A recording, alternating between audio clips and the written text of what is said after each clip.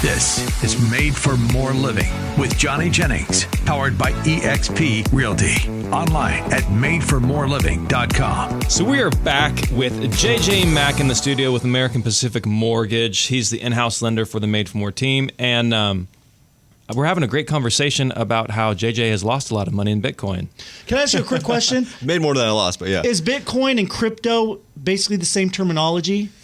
What's the difference between crypto and Bitcoin? Crypto and currency involves all the different products. It's just, so it could be Ethereum, it can be Cardano, it can be Bitcoin, XRP. So Bitcoin is a specific type of cryptocurrency. It's like a dollar Correct. versus the pound versus the peso. Right. Okay, It's like gotcha. currency, That's what I thought. and then you have your different denominations of the dollar, like you said. Okay. All right. So, so you got, when did you first get into crypto, or Bitcoin? Yeah, so I bought my first Bitcoin in 2017. It was sub $10,000. You bought a full coin? No, but I had a few Bitcoins back then. Are you serious? I had been buying them daily. I buy a little bit every single week. I got kind of into it. I was watching all the podcasts and trying to, learn more about it. So when it took off and you eventually sold, this is a problem I've heard about other people having Bitcoin is they've made a lot of money on paper, but then they don't want to deal with the tax ramifications of selling. What does that look like? Yeah, so I made the mistake that everybody mistakes initially, right? I bought it, I made a lot of money on it, and I didn't sell because, you make money and you want to continue to gamble. Yeah, right. It's a this good is gonna feeling. Go on forever. Yeah, and so, but in reality, if you look at it that way, you're going to end up losing. Mm-hmm. And so I lost all that and then some. Wow. And back in 2018, 17, then 18, and then I continued to get out of it. I said, you know what? Forget this. I'm done.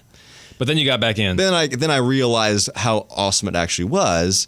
And then now, going forward, end of 18, 19, 20, continuing on, it's been a really good thing. And I have, obviously sold and purchased at the times that I needed to. Okay. But that's something to be mindful of. So what I've heard other people do is they go to other countries and cash in their Bitcoin. Yeah, it's a little scary. I don't know. I would just pay the taxes on it. I mean, if you're making money, you might as well just, pay some taxes back. How do you know that something like the downturn won't happen again? I think it will happen again. But that's why I do think that overall, things are going to go up, as you continue. So if you want to hold for the long run. Like real estate. Yeah. Or like people who buy stocks, mutual funds, 401ks, I think it's going to go up over the long run. It's an investment. Yeah, it's an investment. Maybe. We'll see. We'll see in the long run. It's untested. But speaking of investments and how you can collateralize, we were talking about Bitcoin, cryptocurrency. You can use your home in the same way. And you can get what's called a home equity line of credit, a HELOC. And JJ, you were saying that there is it unprecedented or is it just a lot of people exploring this option now? There's more people now than I don't know if it's ever before, but it's a lot of Americans needing to tap into the equity of their home. And so the percentage of those people right now, 66% of Americans have interest rates below 5% on their mortgages. And they're like, I don't want to sell. I got all this equity, but what do I do? How do I tap into these? How do I cash in on my Bitcoin? How do I cash in on my house coin? What do I do? And that's the home equity line of credit. Yeah, because like you said, if you've got an interest rate in the 2s and 3s and 4s or even 5s, you probably don't want to refinance your home to pull out some money and have a 7% interest rate today or 6.5% or whatever it ends up being. So a cash out refi, that's what we're differentiating. Correct. So some people are like, oh yeah, I can pull my cash out and cash out the refi, resets the term, 30 years, but now you have that higher interest rate.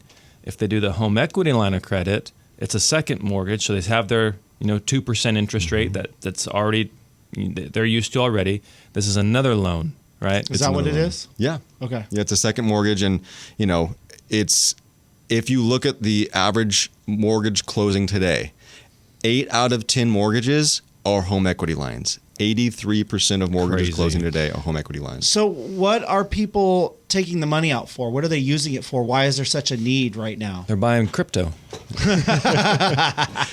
I hope so. No, I don't know what they're doing. So yeah, No, go ahead. I mean, you've done a number of Talk these. to them like, hey, Yeah. what do you need this money for? Yeah, we're doing a lot of them, obviously. And so what we're seeing most people doing is they're paying off their credit card debt. They're paying off debt. We came out of this market where, during COVID, there was a lot more money that was printed and it was handed out. And so people were used to living a certain way. Mm-hmm. And because of that, or maybe they did go buy crypto. Maybe it all went down the drain. I don't know what they did with it, but at some point they did need more, and so they opened up credit cards. And now, if you look at that credit card debt, the average American has over $23,000 in credit card debt, and the average interest rate is almost 24%. Yeah. Crazy. So if there's a way to get money out of your home at a 7, 8, or maybe even 9% interest rate, interest only in a lot of cases, that's a much better way to spend your money than at 23%. Yeah. So what they're doing is they're paying off their credit cards, restructuring it into a home equity line of credit, and then they just have a lower monthly. Mm-hmm. They're not drowning in credit card debt. Some people are using it too to fix up the house. If they're thinking about selling in the next little bit, they can use it to fix up the home. Totally. It's your money to do with as you see fit, and it's basically your house becomes a credit card, for lack of a better term. Like you have a credit line, and you can draw on it how much or how little you see fit. Mm-hmm. And then So then what happens when you go to sell the house? It's just another debt. So I just opened up one for myself because, as you know, we're building a detached garage and an ADU on our home. We just need a little more space, and so I opened up a credit line. like a Taj Mahal over there. Or what's that guy who owned the newspaper? Hearst. It's like Hearst Castle. He kept adding on. JJ's house is like Hearst Castle. He just keeps building. So, but you got the home equity line of credit. Yeah, and so let's just say the home equity line was a couple $100,000, and my other mortgage is $300,000. So let's say I have a $500,000 loan total, and my house is worth $1 million. That means when I sold that house for $1 million, $500,000 would go to the banks, $500,000 would go to me. Easy. And then the fee, and it's pretty fast though, right? Like you can tap into this home equity line of credit, especially with you guys, like really quickly. Yeah, there's different types of home equity lines. There's a home equity line of credit, and that we can either give you a fixed interest rate on or adjustable rate, just depending on what you're looking to do. So a lot of people that want to use all the money right now want to be locked into something that's fixed because they're going to start paying it off.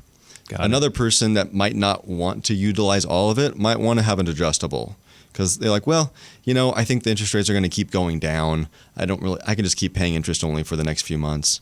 It doesn't really do any bad to me. Yeah.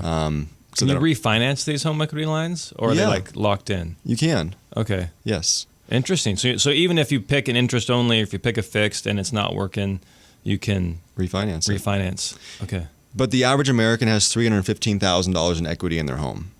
Yeah. And so it just goes to show that if you're sitting there and you're in trouble, you're trying to pay off your debts, you're just not, you feel like you're going to have to file for bankruptcy or you're going to have to foreclose on your home, there's other options out there. Yeah, you don't even need to sell. You don't even need to get you don't need to downsize and get a different place. Just maybe pull out a home equity line, and that might be the lifeline you need until you get to wherever, Unless you're one of the fortunate few where Biden paid off your college loans. Did he do that? For a few. Yeah, hello. Man. You weren't one of those lucky people? No, I graduated. Was so frustrated. Mike and I, my co-host over here on the other radio station, oh my gosh, we were so frustrated because we paid off our loans out of our own pocket. Mike worked, Me too. Sweat and blood, hustling while he went to school to pay off those loans. And then you've got... You see pictures of me from college, and I look gray because I was working so much. Like, I did not look healthy, but I graduated college debt free. Yeah. But then little did you know, you didn't have to. You just sit around waiting. And the government was just going to write you a check and you're all good. And there's other people who, went out and partied and had fun and used that money to buy beer and, anyways, they don't have a radio show. Haha. But anyways, if you want to reach out to JJ, because you guys, you have tons of different, so if they went to like a Golden One or if they went to their bank's going to have a product. But with you, you're able to broker out home equity lines of credit so you can custom tailor a solution specific to their need, right? That's correct. Yeah, you got it. So and you guys do it much faster. So if you need the money quickly, if you're tired of getting the runaround or not getting straight answers. Oh, this is a great story. So I was sitting in a cigar lounge with You smoke cigars? every now and then. Only on days ending in Y. Right. Okay? And only smoke them one at a time. But so I was in a cigar lounge with a friend, and he was telling me, I'm trying to get this home loan. I want to buy this investment property. And he had all these questions. And I'm like, these are pretty basic questions, but you should not talk to me. I'm a real estate agent. You should talk to a lender. So I called JJ up out of the blue, and you can hear his daughter is playing in the background.